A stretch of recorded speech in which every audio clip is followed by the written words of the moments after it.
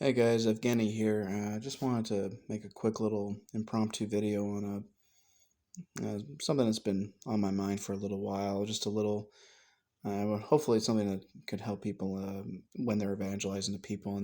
And the counter argument comes up of, oh, so you're saying if I don't believe in Jesus, I'm going to hell, or if I don't put my faith in Christ, I'm going to hell. It's an accurate statement that they're saying, but the biggest issue I have with it is that it's making Christ the problem when he's in fact the solution. And it never really is used in any other context that I can see. I could never hear someone say, oh, doctor, you're saying if I don't take this medicine, my illness will persist or get worse. No, it's your illness that's going to get worse if nothing occurs, okay? I'm saying this is a solution to that problem, okay? To say that, oh, so you're saying if I reject the solution, the problem will, persist or get worse. Nobody in their right mind would ever consider that a good counter argument whatsoever. But we do kind of recoil at that response of, so you're saying if I don't believe in Jesus, I'm going to hell? And the answer should just be, yeah. Like that's not a bad way of putting it. But don't get it twisted. Your your sin is why you're going to hell. Your sin is why you're facing eternal judgment, okay?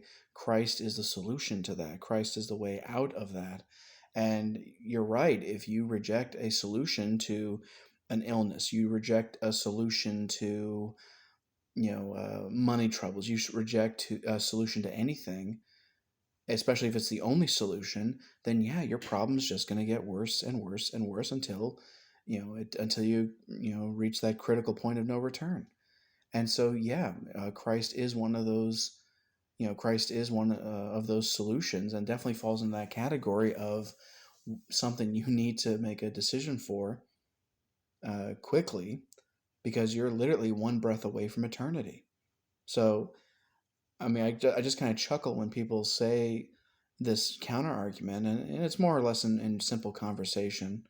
I don't really, hear it that often in major debates, but just something in your, day to day interactions when you're trying to evangelize. You could say to someone like, hey, look, if the doctor gives you a diagnosis and offers you medicine, you're not going to say, hey, if I, don't take this medicine, like you wouldn't say to the doctor, oh, so you're saying if I don't take this medicine, I might die, or this disease will get even worse and possibly lead to death. And like no patient would ever say that and be considered to have made an excellent counterpoint.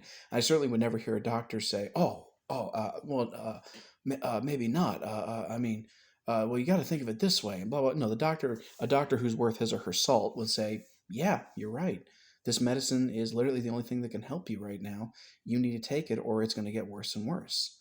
So, I mean, just think about it another way. You think of like, if you're on a plane and it's, you know, about to run out of fuel, and the stewardesses are scrambling through the aisles giving people parachutes.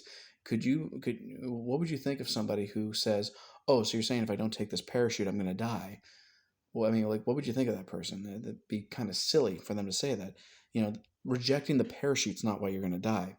The fact we're at 35,000 feet and we're about to run out of fuel and plummet to the earth, that's why you're going to die. The parachutes are meant to be a solution to that. So, yeah, so really, it kind of bugs me when I hear it. It's clearly not a well thought out counter argument. It's one you're going to probably hear in talks, when you're speaking to people who throw that smoke screen up, but it's a smoke screen that works in literally no other context. So why should it work here? Why should it ever have any, why should it ever sway someone whatsoever? So just something hopefully that you can come away with, and so hopefully add that to your arsenal when you're talking to people, because it's, we're afraid to be seen as ignorant or exclusive, or be seen as, only offering a narrow-minded view of the world. But the fact of the matter is, there are times when you do have to be, exclusive. There are times you do have to, say that there's only one right answer. Okay, this plurality of answers that everyone believes exists for all problems all the time, it's a fantasy, and it's a modern fantasy. It's only a modern fantasy that could really persist in a world where people have had it all right, and it's this kind of world where people can believe this fantasy and believe it comfortably.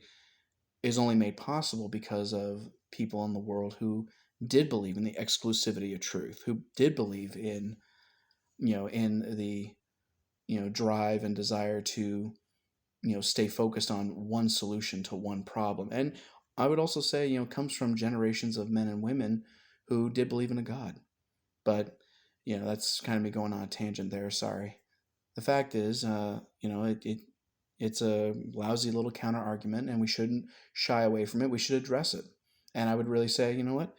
Think about that. Would you ever say to a doctor, if you don't take, so you're saying if I don't take this medicine, I'm going to die?